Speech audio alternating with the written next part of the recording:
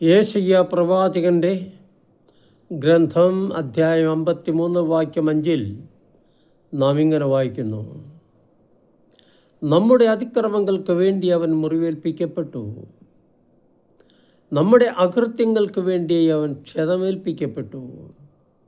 അവൻ്റെ മേലുള്ള ശിക്ഷ നമുക്ക് രക്ഷ നൽകി. അവൻ്റെ ക്ഷതങ്ങളാൽ നാം സൗഖ്യം പ്രാപിച്ചു. യേശുവിൻ്റെ മരണം ദൈവനിശ്ചയമനുസരിച്ചായിരുന്നു.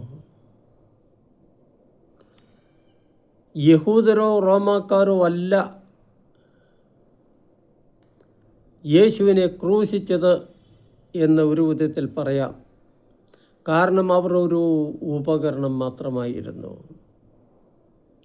മനുഷ്യനെ പാപബന്ധനത്തിൽ നിന്ന് മോചിപ്പിക്കുന്നതിന് വേണ്ടി ദൈവം തന്നെയാണ് തൻ്റെ പുത്രനെ യേശുവിനെ മരണത്തിന് ഏൽപ്പിച്ചു കൊടുത്തത്. യേശു പിതാവിൻ്റെ ഇഷ്ടം പൂർത്തിയാക്കാനായി സ്വമേധയാ ആ മരണം ഏറ്റുവാങ്ങുകയായിരുന്നു. ദൈവം മനുഷ്യനെ എത്രമാത്രം സ്നേഹിക്കുന്നു